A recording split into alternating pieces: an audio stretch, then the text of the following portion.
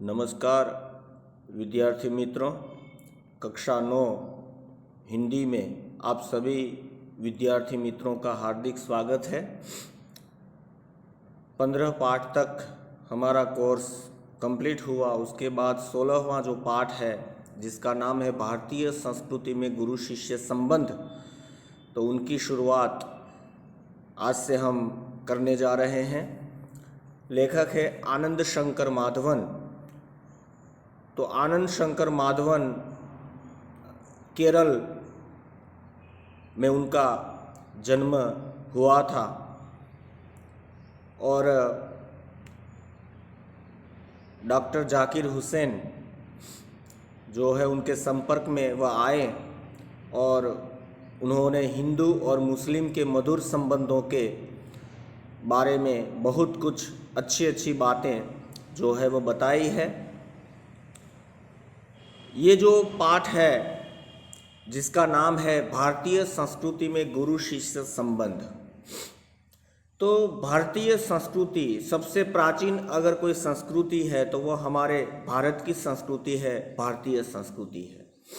और भारतीय संस्कृति में आप सब जानते हैं कि गुरु और शिष्य के संबंध को बहुत ही जो है महत्व ये दिया गया है। हमारी संस्कृति में गुरु शिष्य संबंध की एक भव्य परंपरा वह रही है, आप सबको पता है। लेकिन आज वर्तमान समय में हम जानते हैं कि पश्चिमी संस्कृति का हम अनुकरण ये करने लगे हैं। पश्चिमी संस्कृति को धीरे धीरे हम अपना रहे हैं और हमारी जो संस्कृति है उनको हम धीरे धीरे छोड़ रहे हैं। तो आज हम देखें कि गुरु शिष्य परंपरा, ये भव्य परंपरा जो रही है हमारी संस्कृति में, तो धीरे धीरे ये जो परंपरा है वह नष्ट होती जा रही है। ये परंपरा कहीं गायब या अदृश्य होती जा रही है। हम जानते हैं कि गुरु को भगवान का रूप यहाँ पर यह दिया गया है। भारतीय संस्कृति में गुरु को भगवान तुल्य माना गया है।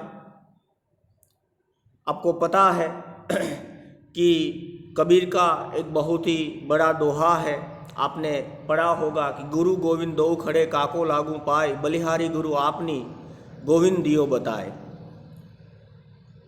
तो कहने का मतलब इसमें यह बताया है कि गुरु और गोविंद, गोविंद मतलब भगवान, गुरु और भगवान ये दोनों सामने खड़े हैं। तो सबसे पहले किसके पैर छूने चाहिए?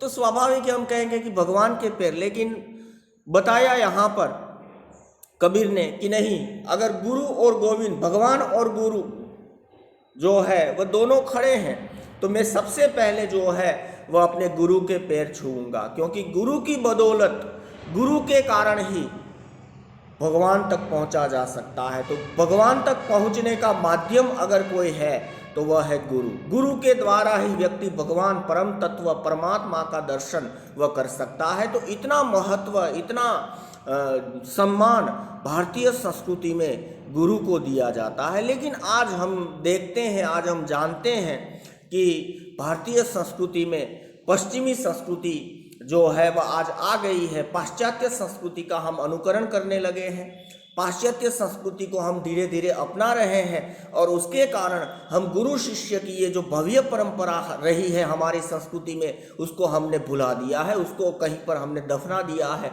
उसको कहीं पर हमने गायब कर दिया है।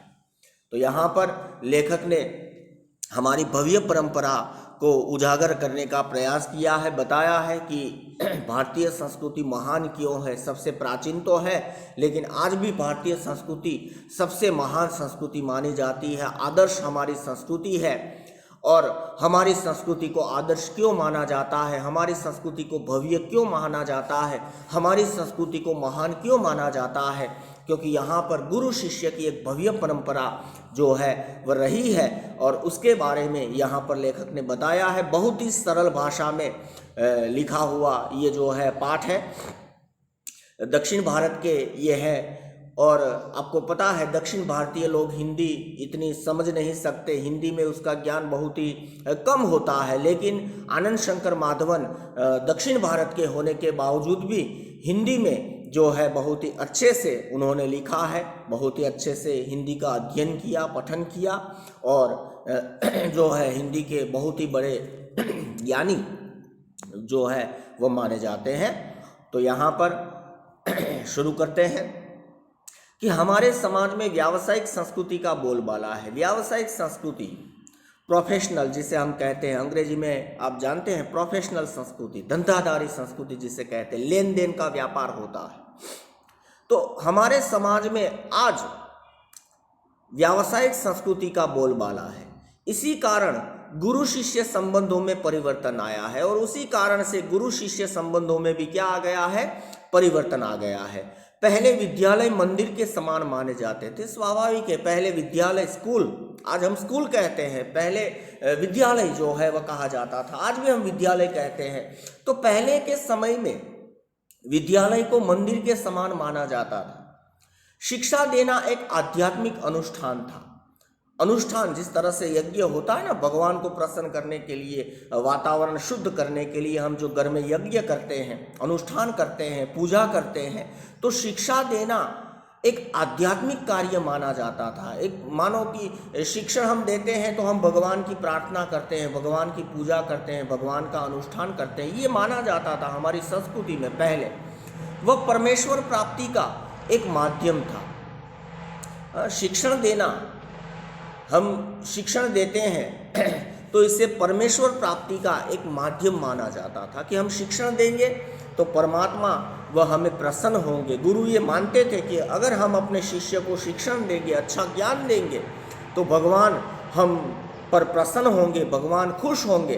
तो एक ये आध्यात्मिक कार्य माना जाता था, एक धार्मिक कार्य माना जाता था, एक यज्ञ माना जाता था शिक्षण देना। पैसे देकर शिक्षा खरीदी नहीं जाती थी। तो पढ़ने के लिए पैसे नहीं दिए जाते थे। आजकल क्या है आपको पता है, पहले आप एडमिशन लेते हैं तो पहले फीस भरनी पड़ती है, पैसे देने पड़ते हैं ना। तो आप पैसे देते हैं तो शिक्षण आपको मिलता है, अगर आप पैसे नहीं देते तो आपको शिक्षण नहीं मिलता।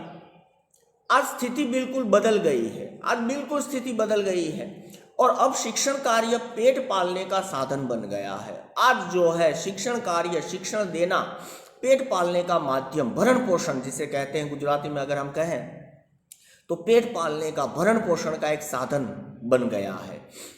जिसे भारतीय संस्कृति कहा जाना चाहिए वह आज भारतीय मानसिक क्षितिज में क्रियाशील नहीं है। जिस भारतीय संस्कृति की बात हम करते हैं, भारतीय संस्कृति जो है कहा जाना चाहिए, तो आज हमारे भीतर भारत में आज भारतीय संस्कृति कहीं पर हमें दिखाई नहीं देती।